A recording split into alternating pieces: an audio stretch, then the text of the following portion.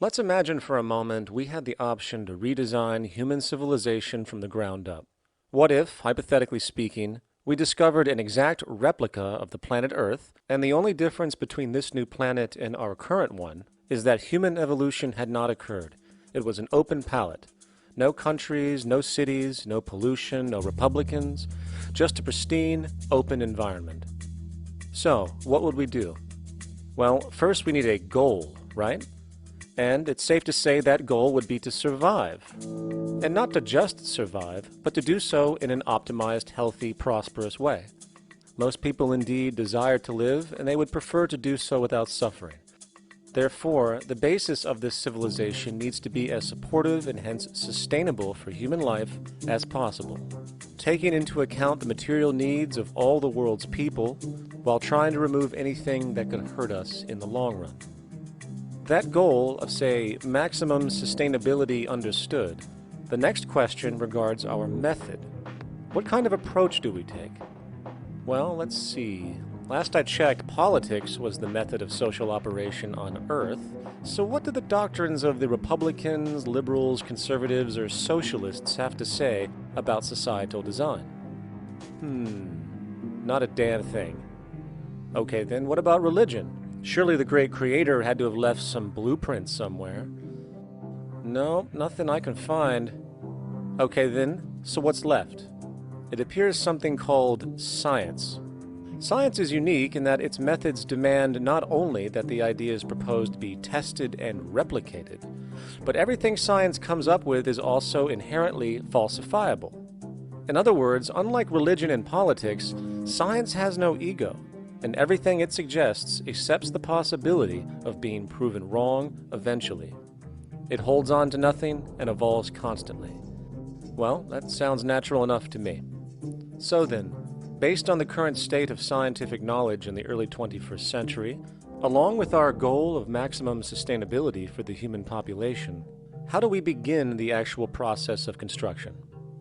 Well, the first question to ask, what do we need to survive? The answer, of course, are planetary resources. Whether it is the water we drink, the energy we use, the raw materials we utilize to create tools and shelter, the planet hosts an inventory of resources, many of which are demanded for our survival. So, given that reality, it then becomes critical to figure out what we have and where it is. This means we need to conduct a survey. We simply locate and identify every physical resource on the planet we can, along with the amount available at each location, from the deposits of copper, to the most potent locations for wind farms to produce energy, to the natural freshwater springs, to an assessment of the amount of fish in the ocean, to the most prime arable land for food cultivation, etc. But, since we humans are going to be consuming these resources over time, we then realize that not only do we need to locate and identify, we also need to track. We need to make sure we don't run out of any of this stuff. That would be bad.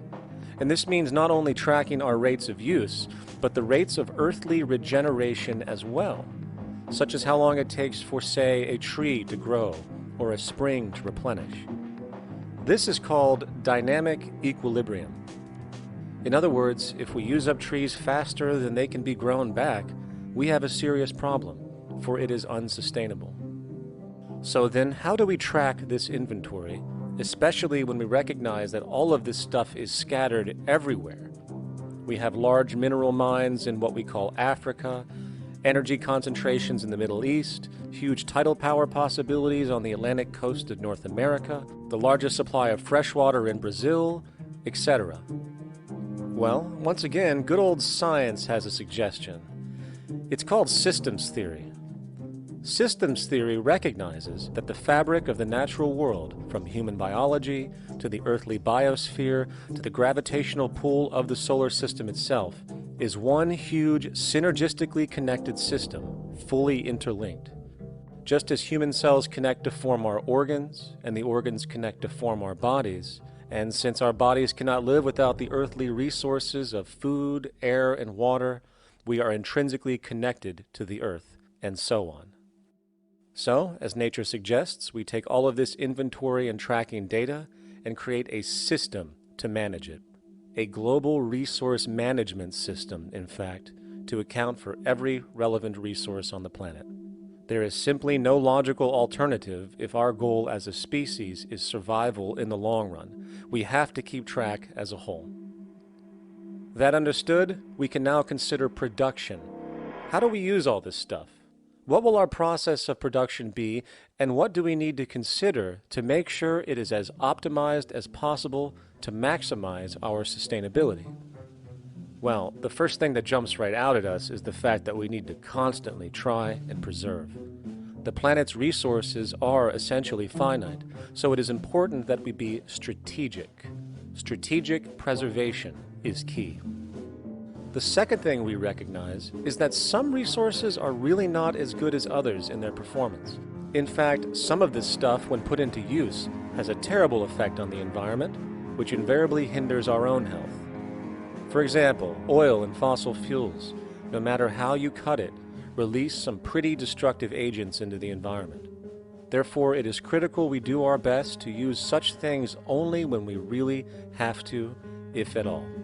Fortunately for us, we see a ton of solar, wind, tidal, wave, heat differential, and geothermal possibilities for energy production, so we can strategize objectively about what we use and where to avoid what could be called negative retroactions, or anything that results from production or use that damages the environment and hence ourselves. We will call this strategic safety to couple in with our strategic preservation. But production strategies do not stop there. We are going to need an efficiency strategy for the actual mechanics of production itself. And what we find is that there are roughly 3 specific protocols we must adhere to. 1. Every good we produce must be designed to last as long as possible. Naturally, the more things break down, the more resources we are going to need to replace them, and the more waste produced. 2. When things do break down or are no longer usable for whatever reason, it is critical that we harvest or recycle as much as we possibly can. So the production design must take this into account directly at the very earliest stages. 3. Quickly evolving technologies, such as electronics, which are subject to the fastest rates of technological obsolescence, would need to be designed to foreshadow and accommodate physical updates. The last thing we want to do is throw away an entire computer system just because it has only one broken part or is outdated. So we simply design the components to be easily updated, part by part, standardized and universally interchangeable, foreshadowed by the current trend of technological change. And when we realize that the mechanisms of strategic preservation, strategic safety, and strategic efficiency are purely technical considerations, devoid of any human opinion or bias, we simply program these strategies into a computer which can weigh and calculate all the relevant variables, allowing us to always arrive at the absolute best method for sustainable production based on current understandings. And while that might sound complex, all it is a glorified calculator. Not to mention such multivariate decision-making and monitoring systems are already used across the world today for isolated purposes. It is simply a process of scaling it out. So, now we not only have our resource management system, but also a production management system, both of which are easily computer automated to maximize efficiency, preservation, and safety. The informational reality is that the human mind, or even a group of humans, cannot track what needs to be tracked. It must be done by computers, and it can be. And this brings us to the next level, distribution. What sustainability strategies make sense here? Well, since we know that the shortest distance between 2 points is a straight line, and since energy is required to power transport machines, the less transport distance, the more efficient. Producing goods in one continent and shipping them over to another only makes sense if the goods in question simply cannot be produced in the target area. Otherwise, it is nothing but wasteful. We must localize production so distribution is simple, fast, and requires the least amount of energy. We'll call this the proximity strategy. which simply means we reduce the travel of goods as much as possible, whether raw materials or finished consumer products. Of course, it might also be important to know what goods we are transporting and why, and this falls under the category of demand. And demand is simply what people need to be healthy and to have a high quality of life. The spectrum of material human needs range from core life-supporting necessities, such as food, clean water, shelter, to social and recreational goods, which allow for relaxation and personal social enjoyment, both important factors in human and social health overall. So, very simply, we take another survey. People describe their needs, demand is assessed, and production begins based on that demand.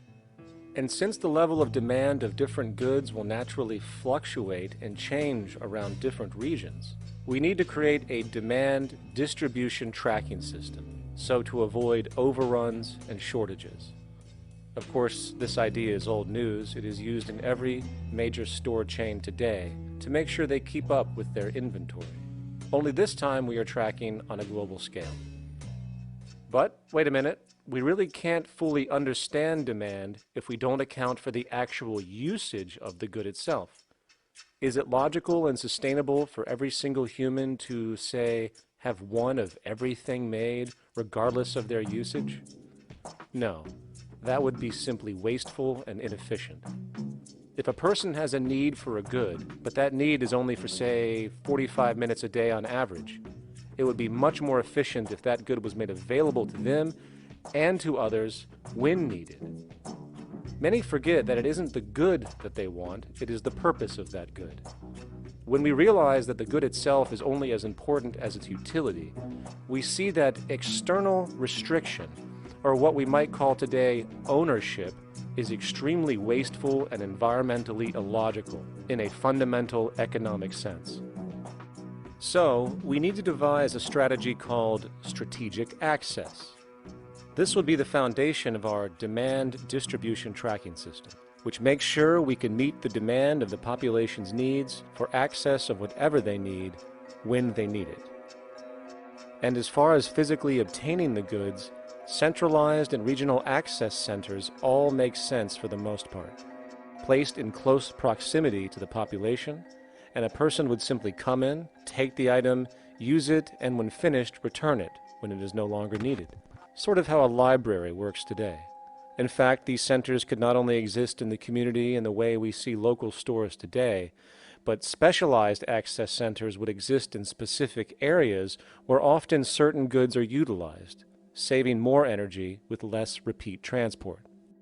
And once this demand tracking system is in order, it is tied into our production management system, and of course into our resource management system, hence creating a unified, dynamically updating, global economic management machine that simply makes sure we remain sustainable, starting with securing the integrity of our finite resources, moving to make sure we only create the best, most strategic goods possible, while distributing everything in the most intelligent and efficient way. And the unique result of this preservation-based approach, which is intuitively counter to many, is that this logical, ground-up, empirical process of preservation and efficiency, which can only define true human sustainability on this planet, would likely enable something never before seen in human history. Access abundance, not just for a percentage of the global population, but the entire civilization. This economic model, as was just generalized, this responsible systems approach to total Earth resource management and processes, designed again to do nothing less than take care of humanity as a whole in the most efficient and sustainable way, could be termed a resource-based economy. The idea was defined in the 1970s by structural engineer Jacques Fresco. He understood back then that society was on a collision course with nature and itself, unsustainable on every level. And if things didn't change, we would destroy ourselves one way or another. All these things you're saying, Jacques, could they be built with what we know today, or are some of these things, are you guessing based on what we know today? No. All of these things can be built with what we know today. It would take 10 years to change the surface of the earth, to rebuild the world into a second Garden of Eden.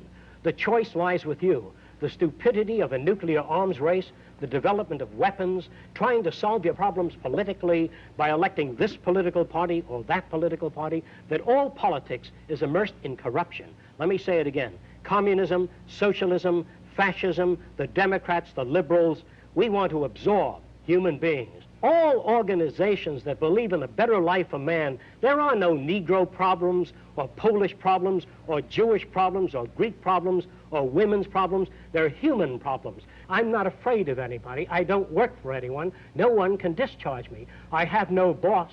I am afraid to live in the society we live in today. Our society cannot be maintained by this type of incompetency. It was great, the free enterprise system, about 35 years ago. That was the last of its usefulness. Now we've got to change our way of thinking or perish. The horror movies of the future will be our society, the way it didn't work. And politics would be part of a horror movie. Lots of people today use the term cold science because they're analytical. And they don't even know what analytical means. Science means closer approximations of the way the world really works. So it's telling the truth, is what it is. A scientist doesn't try to get along with people. They tell them what their findings are. They have to question all things. And if some scientist comes up with an experiment that shows certain materials have certain strength, other scientists have to be able to duplicate that experiment and come up with the same results. Even if a scientist feels that an airplane wing, due to mathematics or calculations, can hold up a given amount of weight, they still pile sandbags on it to see when it breaks. And they say, you know, my calculations are right, or they're not correct. I love that system because it's free of bias and free of thinking that math can solve all the problems. You have to put your math to test also. I think that every system that can be put to test should be put to test, and that all decisions should be based upon research. A resource-based economy is simply the scientific method applied to social concern, an approach utterly absent in the world today. Society is a technical invention, and the most efficient methods of optimized human health, physical production, distribution, city infrastructure, and the like reside in the field of science and technology, not politics or monetary economics. It operates in the same systematic way as, say, an airplane, and there is no Republican or liberal way to build an airplane. Likewise, nature itself is the physical referent we use to prove our science, and it is a set system, emerging only from our increased understanding of it. In fact, it has no regard for what you subjectively think or believe to be true. Rather, it gives you an option. You can learn and fall in line with its natural laws and conduct yourself accordingly, invariably creating good health and sustainability, or you can go against the current to no avail. It doesn't matter how much you believe you can just stand up right now and walk on the wall next to you. The law of gravity will not allow it. If you do not eat, you will die. If you are not touched as an infant, you will die. As harsh as it may sound, nature is a dictatorship, and we can either listen to it and come in harmony with it, or suffer the inevitable adverse consequences.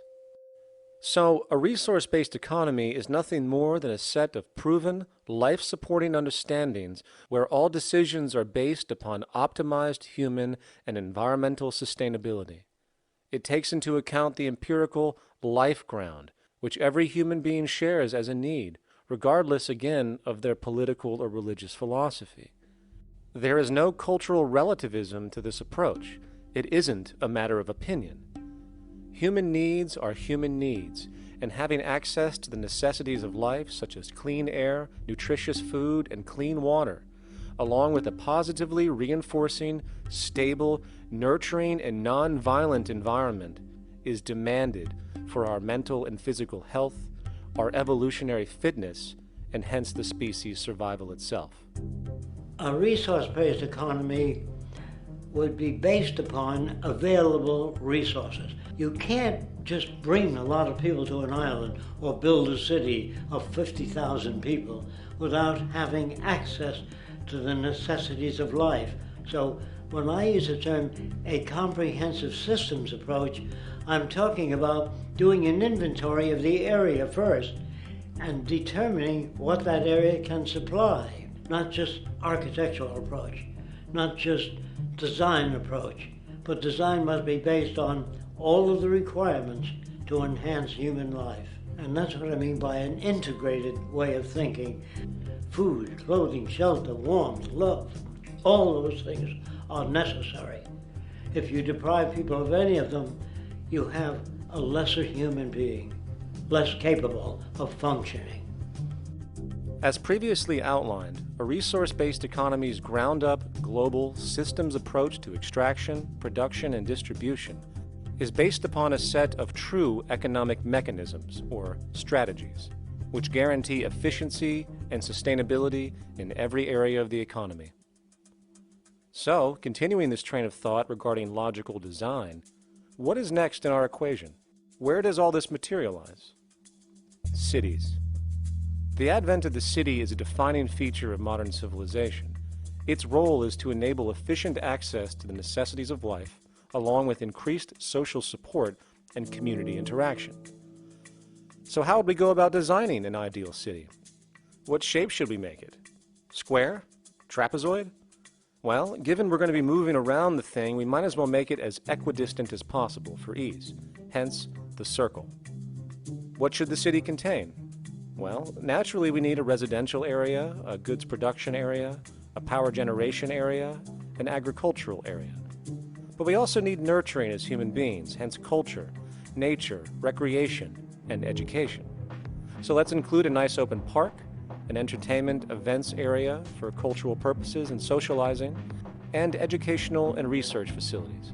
And since we're working with a circle, it seems rational to place these functions in belts based on the amount of land required for each goal, along with ease of access.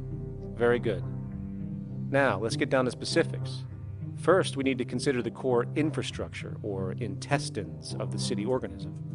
These would be the water, good, waste, and energy transport channels. Just as we have water and sewage systems under our cities today, we would extend this channeling concept to integrate waste recycling and delivery itself. No more mailmen or garbage men. It is built right in. We could even use automated pneumatic tubes and similar technologies. Same goes for transport. It needs to be integrated and strategically designed to reduce or even remove the need for wasteful, independent automobiles.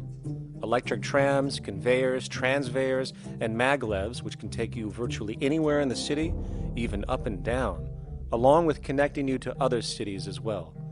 And of course, in the event an automobile is required, it is automated by satellite for safety and integrity. In fact, this automation technology is in working order right now. Automobile accidents kill about 1.2 million people every single year, injuring about 50 million. This is absurd and doesn't have to occur. Between efficient city design and automated driverless cars, this death toll can be virtually eliminated. Agriculture. Today, through our haphazard, cost-cutting industrial methods, using pesticides, excessive fertilizers, and other means, we have successfully destroyed much of the arable land on this planet, not to mention also extensively poisoning our bodies. In fact, industrial and agricultural chemical toxins now show up in virtually every human being tested, including infants. Fortunately, there is a glaring alternative: the soilless mediums of hydroponics and aeroponics, which also reduce nutrient and water requirements by up to 75% of our current usage. Food can now be organically grown on an industrial scale in enclosed vertical farms, such as in 50-story 1-acre plots, virtually eliminating the need for pesticides and hydrocarbons in general. This is the future of industrial food cultivation, efficient, clean, and abundant. So, such advanced systems would be, in part, what comprise our agricultural belt, producing all the food required for the entire city's population, with no need to import anything from the outside, saving time, waste, and energy. And speaking of energy, the energy belt would work in a systems approach to extract electricity from our abundant renewable mediums, specifically wind, solar, geothermal, and heat differentials, and if near water potentials, tidal and wave power. To avoid intermittency and make sure a positive net energy return occurs, these mediums would operate in an integrated system, powering each other when needed, while storing excessive energy to large supercapacitors under the ground, so nothing can go to waste.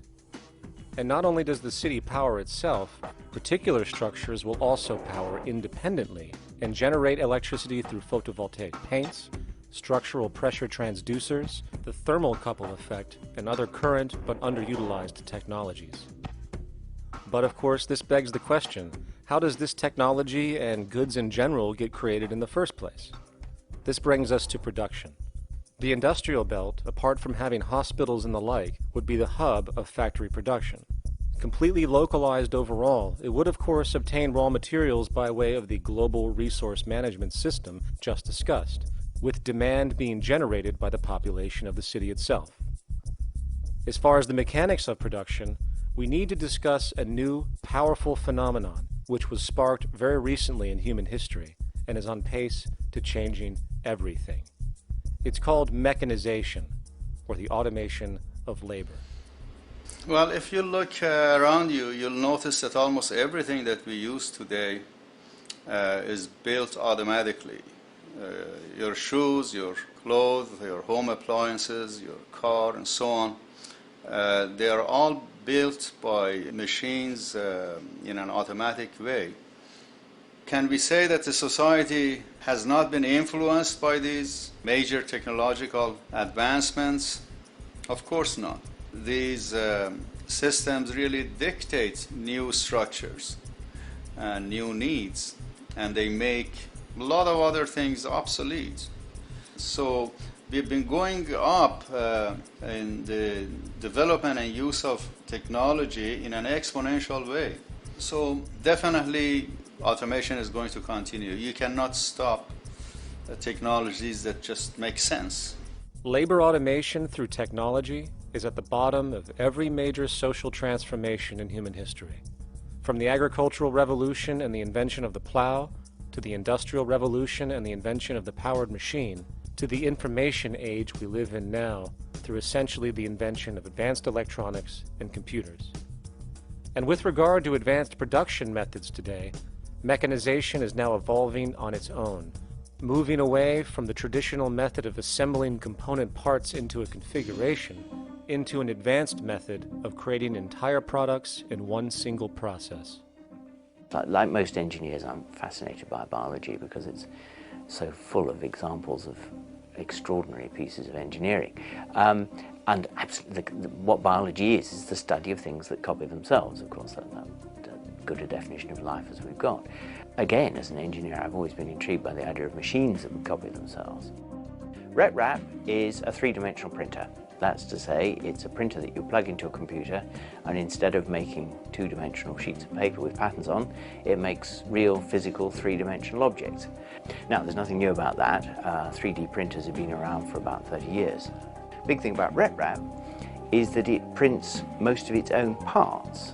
So if you've got one, you can make another one and give it to a friend, as well as being able to print lots of useful things. From the simple printing of basic household goods in your home, to the printing of an entire automobile body in one swoop, advanced automated 3D printing now has the potential to transform virtually every field of production, including home construction. Contour crafting is actually a fabrication technology, the so-called 3D printing, when you directly build a 3D object from a computer model. Using contour crafting, it will be possible to build a 2,000 square foot home entirely by the machine in one day. The reason that people are interested in automating construction is that it really brings a lot of benefits. For example, construction is pretty labor intensive, and although it provides job for a sector of the society, it also has issues and complications. For example, construction is the most dangerous job that there is. It is worse than mining and agriculture. It has got the highest level of fatality almost in every country.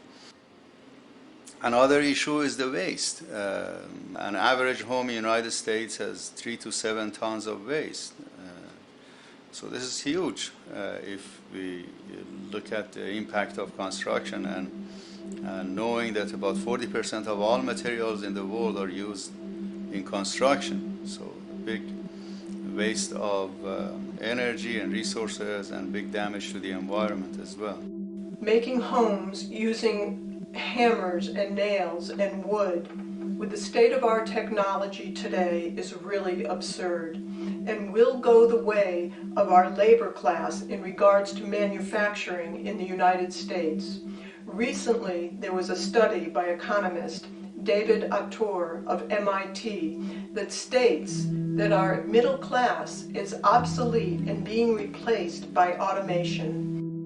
Quite simply, mechanization is more productive, efficient, and sustainable than human labor in virtually every sector of the economy today.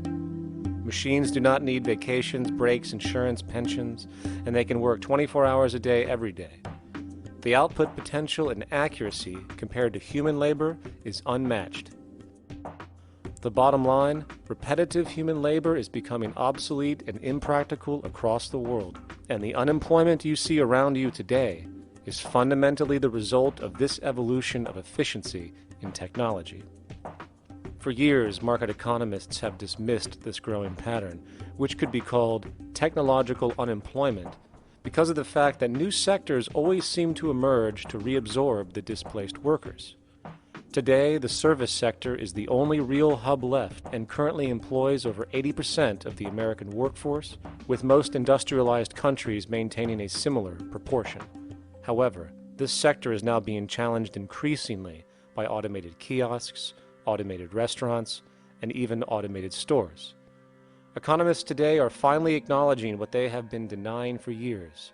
Not only is technological unemployment exacerbating the current labor crisis we see across the world due to the global economic downturn, but the more the recession deepens, the faster the industries are mechanizing. The catch, which is not realized, is that the faster they mechanize to save money, the more they displace people, the more they reduce public purchasing power.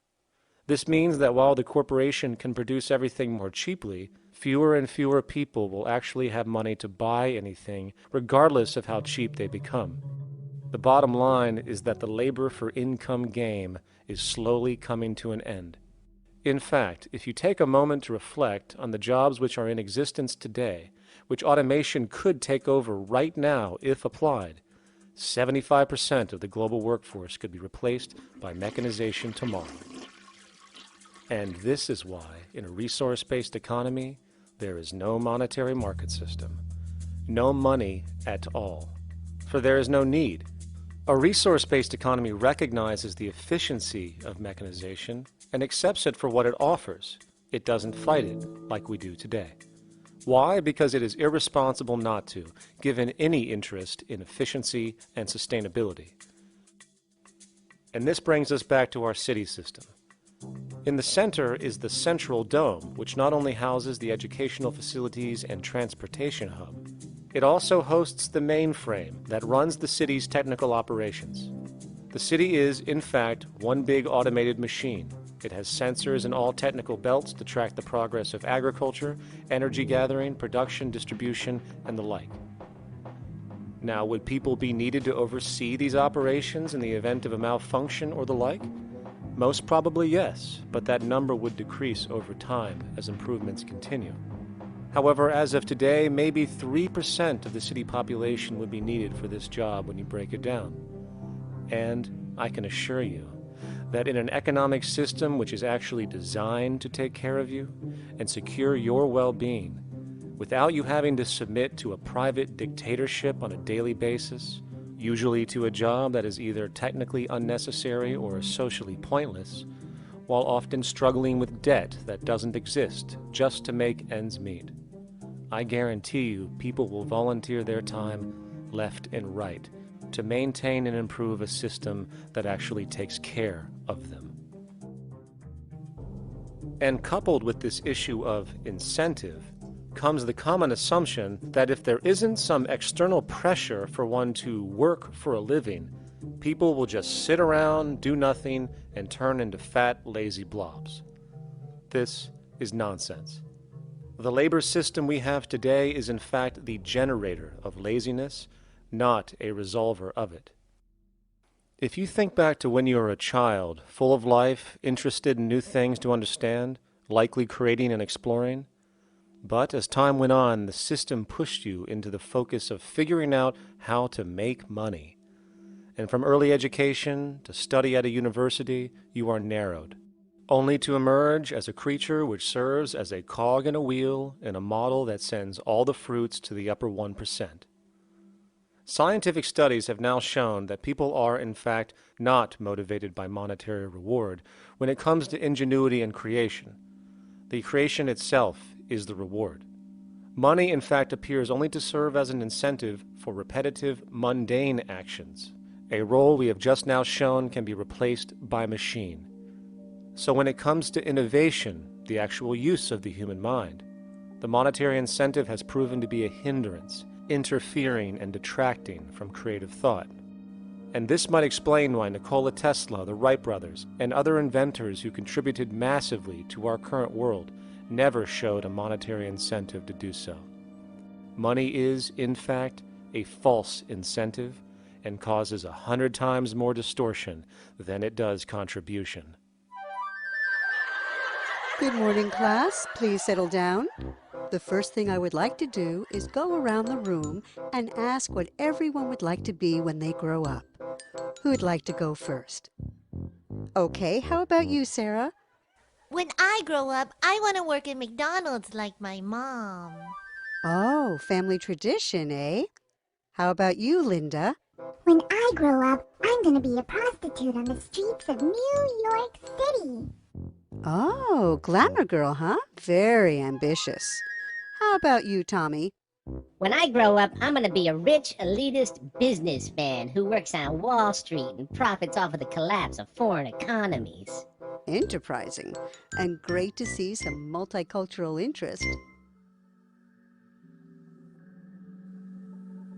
As stated before, a resource-based economy applies the scientific method to social concern, and this isn't limited to simply technical efficiency. It also has the consideration of human and social well-being directly and what comprises it. What good is a social system if, in the end, it doesn't produce happiness and peaceful coexistence? So it is important to point out that with the removal of the money system and the necessities of life provided, we would see a global reduction in crime by about 95% almost immediately, for there is nothing to steal, embezzle, scam, or the like. 95% of all people in prisons today are there due to some monetary-related crime or drug abuse, and drug abuse is a disorder, not a crime. So what about the other 5%, the truly violent, often seeming to some as being violent for the sake of being violent? Are they just evil people? The reason that I frankly think it's a waste of time to engage in moral value judgments about people's violence is because it doesn't advance by one iota our understanding of either the causes or the prevention of the violent behavior. People sometimes ask if I believe in forgiving criminals. My answer to that is, no, I don't believe in forgiveness any more than I believe in condemnation. It's only if we as a society can take the same attitude of treating violence as a problem in public health and preventive medicine rather than as a moral evil. It's only when we make that change in our own attitudes and assumptions and values that we will actually succeed in reducing the level of violence rather than stimulating it, which is what we do now. The more justice you seek, the more hurt you become, because there's no such thing as justice. There is whatever there is out there. That's it. In other words, if people are conditioned to be racist, bigots, if they're brought up in an environment that advocates that, why do you blame the person for it? They're a victim of a subculture. Therefore, they have to be helped. The point is, we have to redesign the environment that produces aberrant behavior. That's the problem, not putting a person in jail. That's why judges, lawyers, freedom of choice, such concepts are dangerous, because it gives you misinformation that the person is bad or that person is a serial killer. Serial killers are made, just like soldiers become serial killers with a machine gun. They become killing machines, but nobody looks at them as murderers or assassins, because that's natural. So we blame people. We say, well, this guy was a Nazi, he tortured Jews. No, he was brought up to torture Jews. Once you accept the fact that people have individual choices and they're free to make those choices, free to make choices means without being influenced. And I can't understand that at all. All of us are influenced in all our choices by the culture we live in, by our parents, and by the values that dominate. So we're influenced. So there can't be free choices. What's the greatest country in the world? The true answer, I haven't been all over the world, and I don't know enough about different cultures to answer that question. I don't know anybody that speaks that way. They say, it's good old USA, the greatest country in the world. There's no survey. Have you been to India? No. Have you been to England? No. Have you been to France? No. What do you make your assumptions on? They can't answer. They get mad at you. They say, well, goddamn it, who the hell are you to tell me what to think? You know, don't forget, you're dealing with aberrated people. They're not responsible for their answers. They're victims of culture. That means they've been influenced by their culture.